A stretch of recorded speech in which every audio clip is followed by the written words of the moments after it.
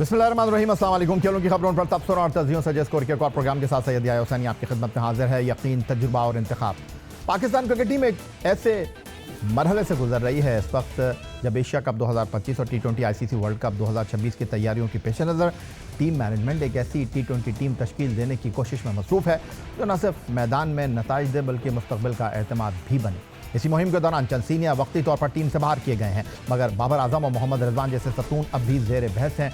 दूसरी जानिब team selection पर सवालात खत्म होने का नाम ले नहीं रहे। कारकर्दगी के बगैर मोहम्मद नवाज की वापसी हो या फिर साइम अयूब और साहबजादा फरहान की गैर मुतवक्के मगर मुतासर कुन शराकत, ये सब फैसले बोलते हैं फाजुल्लाह हारिस रऊफ, शाहीन शाह अफरीदी और हसन अली जैसे तजुर्बेकार खिलाड़ियों की मौजूदगी में अब्बास आफरीदी, अहमद दानियाल और सलमान मिर्ज़ा जैसे नौजवान फास्ट बॉलर्स को नज़रअंदाज करना एक और बहस को जन्म देता है। एक ऐसा वक्त है जहां हर इंतखाब, हर कारकर्दगी और हर खामोशी एक नई बहस छेड़ती है। तो सवाल यह है कि आप पाकिस्तान क्रिकेट टीम वाकई नई सिमत की जानिब गामजन है या फिर पुरानी रविश पर नया रंग चढ़ाया जा रहा है।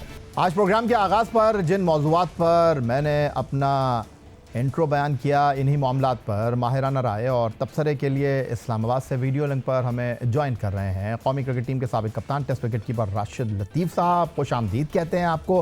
राशिद लतीफ़ साहब, आपको प्रोग्राम में इससे पहले कि मैं गुफ्तगू की शुरुआत करूं, आपसे एक एक करके मौजू पर अगर बात कर लें तो ज़्यादा मुनासिब होगा। सबसे पहले ज़रा गुफ्तगू कर लेते हैं ऑलराउंडर मोहम्मद नवाज़ की। ऑलराउंडर मोहम्मद नवाज़ ने वेस्ट इंडीज़ के खिलाफ 3 T20 बैनुल-अक़वामी मुकाबलों में 11 ओवर्स कराए, 70 रन देकर 7 विकेटों का हुसूल यकीनी बनाया और इसी कारकर्दगी की बदौलत सीरीज़ के बेहतरीन खिलाड़ी का अवार्ड उनके हिस्से में आया। लेकिन बतौर ऑलराउंडर शामिल किए जाने वाले मोहम्मद नवाज़ बांग्लादेश के खिलाफ T20 सीरीज़ में कम बैक करने के बाद से अपनी सिलेक्शन पर सवालात को मज़ीद गहरा कर गए हैं। तकरीबन 1.5 साल बाद बगैर किसी कारकर्दगी की कौमी टीम में जगह बनाने वाले मोहम्मद नवाज़ ने 6 T20 मुकाबलों में 10 विकेटें हासिल कर रखी हैं, जिनमें 7 विकेटें वेस्ट इंडीज़ के खिलाफ सीरीज़ की हैं। लेकिन बैटिंग में वो सिर्फ 41 रन जोड़ सके हैं और इसमें भी वो सिर्फ एक मरतबा डबल फिगर में दाखिल हुए, जबकि बांग्लादेश के खिलाफ दूसरे T20 में 27 रन के इनिंग। मोहम्मद नवाज़ पाकिस्तान सुपर लीग सीज़न 10 में इस्लामाबाद यूनाइटेड की टीम का हिस्सा रहे, लेकिन वहाँ भी इस्लामाबाद यूनाइटेड ने उन पर ज़्यादा एतमाद नहीं किया, सिर्फ 4 मैच खिलाए गए। राशिद लतीफ़ साहब, मोहम्मद नवाज़ ने वेस्ट इंडीज़ के खिलाफ बॉलिंग में तो कारकर्दगी दिखाई और मैन ऑफ द सीरीज़ भी बने, लेकिन बतौर ऑलराउंडर उनकी बैटिंग परफॉर्मेंस अब भी सवाल उठा रही है। लेकिन आप क्या समझते हैं, सिर्फ बॉलिंग की बुनियाद पर उन्हें मुस्तकिल टीम में जगह दी जा सकती है, जबकि टीम में बैलेंस के लिए एक मुकम्मल ऑलराउंडर की ज़रूरत अब भी मौजूद है? हमारे सर पर अब एशिया कप भी है, तो क्या आपको लगता है कि ये टीम ऐसी है जिसमें नवाज़ की जगह बनती है? देखिए, अगर हम बात करते हैं T20 की, हमने फिल की जगह, हमने पहले शादाब को लिया क्योंकि हम वर्ल्ड कप में जाते हैं तो वहाँ पे हमारे पास इमाद वसीम थे, वो फ्लॉप हुए। उसके बाद गैप आया थोड़ा सा, हमने कुछ ट्राई किया है, वो फेलियर आया। ये नंबर जो है ना, बैटिंग की मैं सिर्फ बात करूँगा, ये नंबर कामयाब नहीं हुए। हमने बहुत सारे प्लेयर यहाँ पे ट्राई कर चुके हैं। फहीम अशरफ को भी लेके आया, खुशदिल को भी लेके आया वनडे में। खुशदिल को मिली है सक्सेस, हुसैन तलत भी है लेकिन खेल नहीं रहे। जी, हुसैन तलत भी आए हैं, उनकी परफॉर्मेंस भी बहुत अच्छी नहीं रही है, वो भी आए हैं साथ में। तैयब ताहिर भी खेलते हुए आए और बहुत सारे प्लेयर्स तो आप नंबर पे ट्राई कर चुके हैं एज ए बैट्समैन। लेकिन अगर बॉलिंग में देखते हैं तो हमारे पास स्पेशल बॉलर चाहिए। अगर आप खेलते हैं, सब कॉन्टिनेंट में खेलने जाते हैं, तो वहाँ पे आपको अच्छे स्पिनर, वेस्ट इंडीज में भी 2 चाहिए होते हैं। और क्योंकि आपके पास कोई ऐसा ऑलराउंडर है नहीं जो कि बैटिंग भी कर सके अच्छी और बॉलिंग भी कर सके, तो आप रिलाय कर रहे हैं, फेवरेटिज्म तो हुआ है, इसमें कोई डाउट नहीं है। लेकिन T20 में कहीं किसी हद तक उन्होंने बॉलिंग में अपनी जगह बनवाने की कोशिश की है, बांग्लादेश हो या वेस्ट इंडीज हो। लेकिन अब वनडे है, अब मैं बात करूंगा वनडे क्रिकेट की। अगर इससे पहले अगर हम न्यूजीलैंड गए ना, हमारी टोटली डिफरेंट टीम थी, बॉलिंग हो या बैटिंग हो। हम उस्मान खान को भी खिला रहे हैं, हमने तैयब ताहिर को भी खिलाया, हमने इरफान खान न्याजी को भी खिलाया, हमने आकिब जावेद को भी खिलाया, तो बहुत सारे प्लेयर ट्राई आउट किए हैं। अब यहाँ पे आते हैं, यहाँ पे दोबारा से हमें देखना पड़ेगा क्योंकि साइम अयूब नहीं से इमाम उल हक भी खेले थे, अगर आपको याद हो थोड़ा बहुत। मुझे थोड़ा बहुत याद आ रहा है इस वजह से कि इमाम उल हक को खेलते हुए देखा था, फिर वो गायब हो गए। साइम अयूब अब वापस इमाम उल हक आए थे लेकिन सिर्फ चैंपियंस ट्रॉफी में, चैंपियन ट्रॉफी में, सॉरी, हाँ चैंपियन ट्रॉफी में बिल्कुल आए थे। और अभी आप देखें, साइम आए तो फखर चले गए, फखर दमान चले गए। तो टीम में अगर मैं प्लेइंग 11 में जाता हूँ तो बहुत ज्यादा कंफ्यूजन मुझे नजर आ रही है। अगर फखर होते तो हम किस नंबर पे वो खेलते, 3 नंबर पे तो बाबर आ गए, फखर हो गए होते, लेकिन वो है नहीं अभी। तो टीम की जो सिलेक्शन में उसको क्वेश्चन मार्क तो किए हैं कि एक ही नंबर के बहुत सारे प्लेयर थे, लेकिन अभी बात सिर्फ आप मोहम्मद नवाज की कर रहे हैं। T20 में उन्होंने साबित किया है कि वो इस वक्त अच्छी बॉलिंग कर सकते हैं। बैटिंग में अभी तक वो उम्मीदों पे पूरे नहीं उतरे।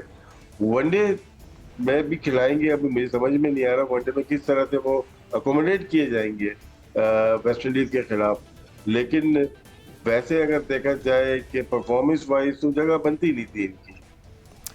ठीक हो गया। आप कुछ बात कर लेते हैं कप्तान सलमान अली आगा की, जिन पर ये तनकीद हो T20 के खिलाड़ी नहीं हैं। सबसे पहले बात कर लेते हैं उनकी बैटिंग परफॉर्मेंस की। 14 नवंबर 2024 को डेब्यू करने वाले सलमान अली आगा 18 मैचों में कप्तानी के फ़राइज़ अंजाम दे चुके हैं और 18 में से 16 मुकाबलों में 3 निफ सेंचुरियाँ बनाने में भी वो कामयाब रहे हैं। अगर उनके मुकम्मल T20 बैनुल-अक़वामी करियर पर एक नज़र डालें तो T20 में 18 इनिंग में बैटिंग करने वाले सलमान अली आगा ने 380 रन स्कोर कर रखे हैं। अपने महदूद करियर में वो 4 मरतबा तीसरे नंबर पर बैटिंग करने के लिए आए और यहाँ 116 रन स्कोर किए, जिसमें एक निफ सेंचुरी भी शामिल है। चौथी पोजीशन पर 6 मरतबा बैटिंग की और यहाँ 164 रन स्कोर किए और वो दोनों सेंचुरियाँ स्कोर करने में भी कामयाब रहे। 5वीं पोजीशन पर वो 85 रन जोड़ सके और 6ठी पोजीशन पर सिर्फ 11 रन। अब टीम कॉम्बिनेशन में ओपनर्स के ज़्यादा ओवर्स खेलने के बाद हार्ड हिटर बैट्समैन की जगह बनती है, इसलिए उन्होंने मोहम्मद नवाज को खुद पर फोकियत भी दी। दूसरी जानिब उन पर यह तनकीद भी हो रही है कि वो बतौर ऑलराउंडर खुद ऑफ स्पिन बॉलिंग क्यों नहीं कर रहे। इसकी सीधी वजह साइम अयूब का बांग्लादेश और वेस्ट इंडीज़ के खिलाफ बेहतर बॉलिंग करना है। इसके अलावा टीम में मोहम्मद नवाज और फ़हीम अशरफ की सूरत में भी बॉलिंग ऑलराउंडर मौजूद हैं, जबकि सलमान अली आगा बॉलिंग के बजाय बैटिंग ऑलराउंडर के तौर पर टीम का हिस्सा हैं। खुद सलमान अली आगा ने भी खिलाफ तीसरे T20 मैच के बाद इस बात का जवाब कुछ इस अंदाज में दिया। बॉलिंग इसलिए नहीं कर रहा कि आज साइम एक तरफ से कर रहा था और एक तरफ से मुझे दो लेफ्टी आए थे, मैंने सोचा था ओवर करने का, लेकिन फिर उस पर आपको देखना होता है कि प्रेशर आप दोनों तरफ से कैसे बना सकते हैं। तो साइम अच्छी बॉलिंग कर रहा था थ्रू आउट सीरीज़ और दूसरी तरफ से मुझे सुफियान को बॉलिंग करवानी थी क्योंकि मुझे प्रेशर उस टाइम बनाना था, तो इसलिए ओवर नहीं किया। लेकिन आगे गोइंग फॉरवर्ड आप देखेंगे मुझे बॉलिंग करते हुए। जी, तो राशिद लतीफ़ साहब, सलमान अली आगा की क़यादत और बल्लेबाजी की कारकर्दगी पर खासी बहस हो रही है। वो 18 मैचों में क़यादत कर चुके हैं, 3 निफ सेंचुरियों के साथ 328 गेंदों पर 380 रन स्कोर कर चुके हैं, जबकि नंबर 3 और नंबर 4 पर खेलते हुए निस्बतन बेहतर स्ट्राइक रेट और तसलसल भी दिखाया है। लेकिन T20 फॉर्मेट के मौजूदा तकाज़ों के मुताबिक जहाँ बैटिंग लाइनअप के नीचे हार्ड हिटर की ज़रूरत होती है, वहीं उन पर बतौर ऑलराउंडर ये तनकीद भी हो रही है कि वो ऑफ स्पिन बॉलिंग नहीं कर रहे। अब वो खुद ये वाज़ेह कर चुके हैं कि साइम अयूब जैसे बेहतर बॉलिंग ऑप्शन मौजूद होने की वजह से उन्होंने ऐसा नहीं किया। आप क्या कहेंगे?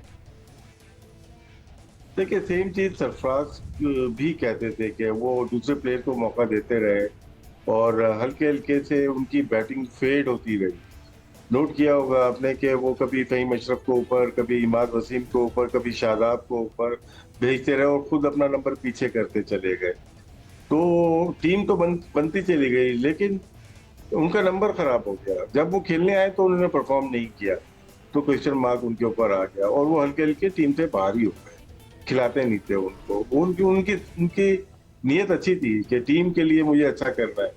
तो अब सलमान अली आगा की नीयत अच्छी है, लेकिन जगह बनती नहीं है उनकी। जगह इसलिए नहीं बनती, अगर 350 पे उनको खेलना है तो हजारों रन तो उसने बाबर आजम ने कर दिए थे। अगर उसकी 9वें नंबर की टीम है, 8वें नंबर की पाकिस्तान की टीम है, उसमें बाबर आजम जैसे की जगह नहीं बनती तो सलमान अली आगा सवाल ही नहीं पैदा होता। 3 निफ सेंचुरियों पे वो टीम में आ ही नहीं सकता। और जहां तक मैं बात करता हूँ इस पाकिस्तान की 8वें या 9वें नंबर की टीम में बाबर आजम हजारों रन करने के बाद टीम में नहीं आ सकता, तो सलमान अली आगा तो टीम के करीब भी नहीं आ सकता। ये मेरा सवाल है पूरे पाकिस्तान से, पाकिस्तान क्रिकेट बोर्ड से। बाकी कप्तानी तो कभी 8 कप्तान आपके एक साल में चेंज हो जाते हैं, तो अभी कुर्रा इनके नाम पे निकला है, तो जब तक एंजॉय कर सकते हैं कर लें। राशिद लतीफ़ साहब, बड़ा खुलकर आपने गुफ्तगू की, लेकिन इस हकीकत को भी आपको तस्लीम करा, एक नए कोच के साथ, एक नई फॉर्मेशन के साथ, तजुर्बेकार खिलाड़ियों के बगैर नई टीम के साथ आप खेल रहे हैं। अगर आप मेरे सवाल पर कहें कौन सी नई टीम, फ़हीम अशरफ पहली बार खेल रहे हैं, फ़खर जमान पहली बार खेल रहे हैं, साइम अयूब पहली बार खेल रहे हैं, कॉम्बिनेशन की मैं बात आपके सामने रखना चाह रहा हूँ। फिर आपने देखा कि आखिरी मैच में फ़खर भी नहीं थे, उनके साथ शाहीन शाह अफरीदी भी नहीं थे। और जो दूसरी सबसे अहम बात है कि जिस तरह T20 सीरीज़ की ट्रॉफ़ी के लिए उन्होंने सुफियान मुकीम को आगे किया, कुछ झलक यूनुस खान की यहाँ पर दिखाई दे रही है कि वो अपनी कप्तानी को साउंड एंड सिक्योर करने के बजाय पाकिस्तान के लिए सोच रहे हैं? आपको याद होगा 2009 में जब पाकिस्तान यूनुस की क़यादत में आईसीसी वर्ल्ड टी20 इंग्लैंड में जीता था, तो वाहिद टी20 मैच दुबई में था जहां यूनुस खान ने अपनी जगह क़यादत जो है वो मिसबाह उल हक को करने दी थी। इस जेस्चर को आप किस तरह देख रहे हैं? ये हमारे सब कॉन्टिनेंट में ना इमोशन पे खेला जाता है, इमोशनल हो जाते हैं। गेम इमोशनल की है ही, ये परफॉर्मेंस की है। आप लोग देखते हैं, अगर आप जॉब करते हैं किसी कॉर्पोरेट सेक्टर में, वो इमोशन नहीं देखते, वो किसके साथ कितना अच्छा बिहेव कर रहा है। परफॉर्मेंस क्या है आपकी, एंड में आपकी परफॉर्मेंस होती है। मैं भी बहुत अच्छा रहा किसी के साथ, लेकिन मेरी परफॉर्मेंस अगर खराब होगी तो मैं बाहर हो जाऊंगा। बहुत अच्छा कैरेक्टर है ये, उसका शो करता है, ह्यूमैनिटी उसकी शो करती है, उसका मैं डाउट है ही नहीं। रिजवान हो, बाबर हो, शाहीन हो, यूनुस हो, बहुत अच्छे लोग हैं। मुझे पाकिस्तान क्रिकेट टीम को चलाना है, मुझे इमोशन को नहीं बेचना, आपको परफॉर्मेंस बेचनी होती है। जब मैं किसी बड़ी कंपनी के पास जाऊंगा, मैं ये नहीं पूछूंगा कितना अच्छा है वो, मैं ये देखूंगा कितनी अच्छी परफॉर्मेंस है उसकी। तो इसमें कोई डाउट नहीं है, सलमान अली आका हो या हमारे पाकिस्तान के तमाम प्लेयर्स हों, बहुत ही अच्छे नेचर वाइज आपकी बात होती है, मेरी बात होती है। लेकिन ये है कि मुझे तो टीम को आगे लेके जाना है। जैसे वनडे में हमारी टीम की परफॉर्मेंस अच्छी है, 4 नंबर 5 नंबर पे है, हमें अच्छा नहीं लगता कि हमारे 8-9 नंबर पे हम लोग पहुंच गए हैं, और पहुंचाने वाले यही प्लेयर हैं। अभी बाबर आ गए, रिजवान आ गए या शाहीन आ गए, इनका भी कंट्रीब्यूशन उतना ही है जितना अभी लोगों का है कि यहाँ तक पहुंचने में। ठीक है, आपने जो बात की, रिस्पेक्ट है, सलमान अली आगा वेरी गुड, बहुत अच्छे तरीके से लोगों से गुफ्तगू करते हैं। यूनुस खान का आपको पता है, सारों का पता है, इमोशंस है, गेम इमोशन पर नहीं खेली है। पाकिस्तान के former test captain wicket keeper Rashid Latif साहब इस्लामाबाद से वीडियो साथ मौजूद हैं। मज़ीद सवालात उनके सामने रखेंगे एक ब्रेक के बाद।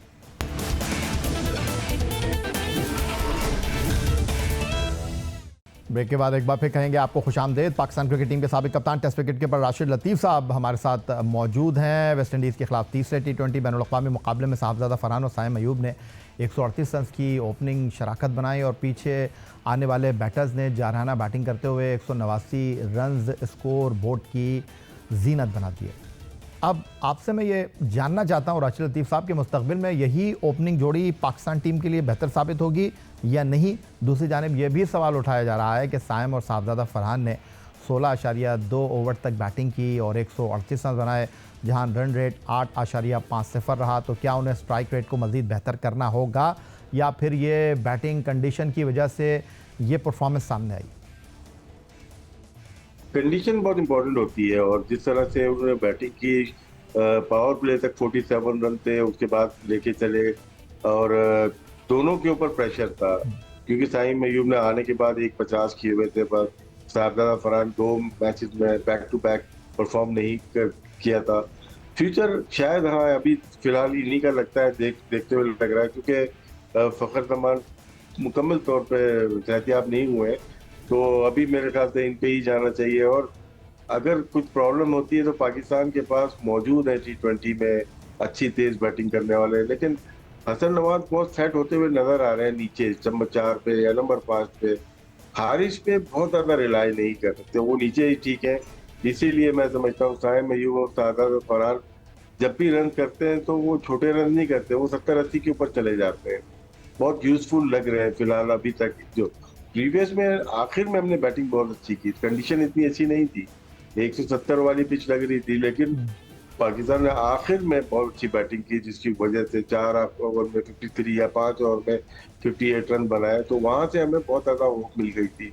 लेकिन कंडीशन के लिहाज से आप कह सकते हैं कि ठीक थी परफॉर्मेंस दोनों की। अच्छा राशिद लतीफ़ साहब, अब कुछ फास्ट बॉलर्स पर गुफ्तगू कर लेते हैं। बांग्लादेश 20 सीरीज़ में अब्बास आफरीदी और डेब्यू करने वाले अहमद दानियाल और सलमान मिर्ज़ा शामिल थे, लेकिन वेस्ट इंडीज़ के खिलाफ ये तीनों फास्ट बॉलर ड्रॉप कर दिए गए और उनकी जगह शाहीन शाह अफरीदी, हारिस रऊफ़ और तजुर्बेकार हसन अली को टीम का हिस्सा बनाया गया। आपने सलमान मिर्ज़ा, अब्बास आफरीदी और अहमद दानियाल की बॉलिंग भी देखी।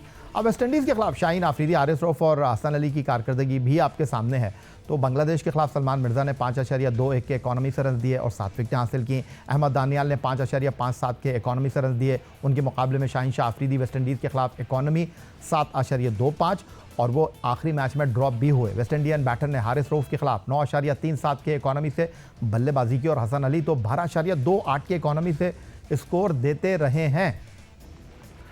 अब ये हालिया कारकर्दगी जो आपके साथ मैंने शेयर किया, तो सिलेक्शन कमेटी इन बॉलर्स को ड्रॉप करेगी जो अच्छा परफॉर्म कर रहे हैं और उनकी जगह सीनियर्स को लाना जो बेहतर परफॉर्म नहीं कर सके।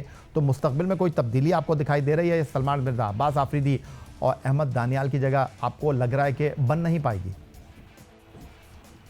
नहीं, जगह तो इनको असल में टेस्ट करना था, वो हो गए कि कभी भी मुस्तकबिल करीब में लेके आना होगा तो आसानी होगी। जहां तक अहमद दानियाल है, वो वनडे की टीम में आ सकते थे, क्योंकि जब हम फहीम अशरफ को इतना ज्यादा इस्तेमाल कर रहे हैं वनडे में भी, तो जब आप प्लेयर्स आप घूमते हो तो उसके फॉर्मेट आप चेंज करते हैं। अहमद दानियाल को आपने ट्राई कर लिया, वेरी गुड बैट्समैन भी है और बॉलिंग भी तगड़ी करता है, 144 तक की होते हैं। इसका मतलब है वनडे में हमें कामयाबी मिल सकती है। यहाँ पे फौरन स्विच कर देना चाहिए था उनको वनडे क्रिकेट में भी। जहां तक सलमान मिर्जा का ताल्लुक है, वो वेस्ट इंडीज की टूर पार्टी में टीम में होना चाहिए था, उनको खिलाते नहीं लेकिन उनको होना चाहिए था। अब्बास आफरीदी ऐसे बॉलर है जो कि T20 में उनको मुस्तकिल बुनियाद पर जगह मिलनी चाहिए। अभी नहीं मिली कोई बात नहीं, लेकिन वो ऐसे प्लेयर है ज्यादा देर तक टीम से बाहर नहीं रह सकते। वो इकोनॉमी रेट उनके हाई और साइड पे होता है कभी भी अगर देखेंगे, लेकिन वो विकेट लेने की बहुत, अगर हम देखें कराची किंग से भी खेले, मुल्तान सुल्तान से भी खेले, लेकिन वो विकेटें हमेशा लेते हैं आखिरी ओवर्स में, और बैटिंग में भी बड़ी हिट मार सकते हैं। तो अहमद दानियाल और इनकी अपनी बैटिंग की वजह से किसी भी फॉर्मेट वनडे हो या T20 में जगह जरूर बनती है। अच्छा, वनडे की बात कर रहे हैं राशिद लतीफ़ साहब, तो वनडे में पाकिस्तान आलमी दर्जाबंदी ICC में चौथे और वेस्ट इंडीज़ 10वें नंबर पर है। तो अगर मैं ये कहूँ कि पाकिस्तान टीम का अपर हैंड है, दो हिस्सों में अब अगला सवाल मैं आपके सामने रखना चाहूँगा। पहला हिस्सा बैटिंग की बात कर लेते हैं। हमने देखा कि हम 6 प्रॉपर बैट्समैनों के साथ खेले हैं। बज़ाहिर ऐसा लग रहा है कि पाकिस्तान इनिंग का आगाज़ साइम के साथ अब्दुल्ला शफीक करेंगे, नंबर 3 पर बाबर हैं, नंबर 4 पर रिजवान हैं, नंबर 5 पर आगा सलमान हैं और नंबर 6 पर डेब्यू करने वाले हसन नवाज़ जो वनडे इंटरनेशनल में डेब्यू करेंगे। आपको लगता है ये 6 बैट्समैन ठीक हैं, या आपके ख्याल में कोई और यहाँ एंट्री दे सकता है, किसी और का मौका मिल सकता है और इन 6 में से कोई बाहर हो सकता है? कि हसन नवाज को बहुत पीछे कर रहे हैं। जब 6 नंबर देंगे वो प्लेयर आया हो सकता है यहाँ पे। अभी तो हम एंजॉय कर रहे हैं उनकी छक्के उनकी चौके कर रहे हैं मिडिल में आके वो, ठीक है। यहाँ पे थोड़ा सा मुश्किल जरूर होगी उनको सेटल होने के लिए। यहाँ पे अगर हुसैन तलत को आप लेके गए हुए हैं तो वहां पे 6 नंबर पर ट्राई कर सकते हैं, और बॉलिंग भी 3 4 5 या जो 6 ओवर वो करवा सकते हैं। उसके साथ आप मिक्स कर सकते हैं बॉलिंग, चाहे मयूब है या सलमान अली आगा है, तो एक प्रॉपर बॉलर हो गया। आपके जो बॉलर्स हैं, पूरे जो बॉलर्स हैं, 3 फास्ट बॉलर 2 स्पिनर पूरे खेलने चाहिए। तो अगर आप इसी तरह से ऑलराउंडर के ऊपर रखेंगे, मोहम्मद नवाज पे रखेंगे, फहीम अशरफ पे रखेंगे, तो वहां पे जब भी हम बात करते हैं एक आध मैच हम हार जाते हैं, वो हमारी कहीं ना कहीं वीकनेस होती है जिसकी वजह से हार जाते हैं। बॉलिंग हमारी पूरी खेलनी चाहिए वनडे में, तो शायद हसन नवाज को 6 नंबर पे उनके साथ उनको खिलाना शायद ज्यादती हो। अच्छा, आप समझते हैं बैटिंग में कुछ तब्दीली हो सकती है, लेकिन दूसरी तरफ अगर आप बॉलिंग की बात कर रहे हैं, हमने T20 सीरीज़ में देखा कि हमने फ़ौक़ियत दी नवाज़ को अबरार के ऊपर, लेकिन यहाँ 4 ओवर नहीं करने, आपने यहाँ पर 10 ओवर का स्पेल करना है। सुफियान मुकीम तो मुझे लगता है खेलेंगे। आपको लगता है कि अबरार को हम फ़ौक़ियत देंगे नवाज़ के ऊपर, फिर आपके पास 2 फास्ट बॉलर हैं हारिस और शाहीन की शक्ल में, नसीम की जगह आपको लगता है बनती है, या आपको लगता है नहीं यहाँ पर फ़हीम अशरफ, हुसैन तलत या नवाज़ को लिया जा सकता है? देखिए, इसमें हमने अगर 4 सीरीज का मुआवजा करें तो डिफरेंट तरीके से रिजवाने के लिए, अगर हम गए ऑस्ट्रेलिया गए, वहाँ पे fast bowler, south Africa fast bowler, mix and match किया हमने जिम्बाब्वे में, और फिर हमारे चैंपियंस ट्रॉफी में आते हैं। सुफियान मुकीम नहीं थे वहाँ पे। शुरू के ओवर और मिडिल के ओवर, 30 के ओवर के बाद अबरार पे फोकस दी थी इन्होंने। क्या हो सकता है इस दफा भी शायद पावर प्ले में अबरार को खिलाना चाहें रिजवान, और फिर बीच में 31, 32, 33 जो ओवर्स होते हैं बहुत इंपॉर्टेंट होते हैं, वहां पे दोबारा लेके आया जाए, क्योंकि स्पिनर्स जब स्पेशलिस्ट होता है वेस्ट इंडीज को प्रॉब्लम इश्यूज होते हैं। वहां पे डिपेंड करता है ट्रिनिडाद की पिच है कैसी। अगर थोड़ी टिंजी ग्रास है, नहीं स्पिन होगा, नहीं ब्रेक हो रही, तो शायद एक ही स्पिनर से जाए, बाकी ऑलराउंडर से चले जाए। लेकिन अगर फ्लैट पिच है और बैटिंग को साजगार और थोड़ी बहुत ग्रिप भी करती हो, तो वहां पे जरूरी है दोनों स्पिनर पे जाना चाहिए। और अबरार पे शायद इन पे ट्रस्ट ज्यादा है, सुफियान मुकीम पे भी, और इन पे ट्रस्ट लगता है कि रिजवान का ज्यादा हो तो दोनों ही खेलेंगे। बेहद शुक्रिया पाकिस्तान के साबिक टेस्ट कप्तान विकेट कीपर राशिद लतीफ़ साहब वीडियो लिंक पर इस्लाम ज्वाइन करने के लिए। पाकिस्तान क्रिकेट टीम के दौरा वेस्ट इंडीज़, बैनुल अक़वामी क्रिकेट और पाकिस्तान शाहीन के दौरा इंग्लैंड के हवाले से आपने गुफ्तगू की। यही आज का हमारा प्रोग्राम था। इस अकाउंट पर आप हमें फॉलो कर सकते हैं, ईमेल कर सकते हैं, अपनी राय से आगाह कर सकते हैं score@geo.tv पर। इस दुआ, इस उम्मीद, इस तवक्को के साथ कि पाकिस्तान में खेल और खिलाड़ी तरक्की करते रहे। सैयद याह्या हुसैनी को स्कोर की पूरी टीम के साथ अगले प्रोग्राम तक के लिए इजाज़त दीजिए। अल्लाह हाफ़िज़।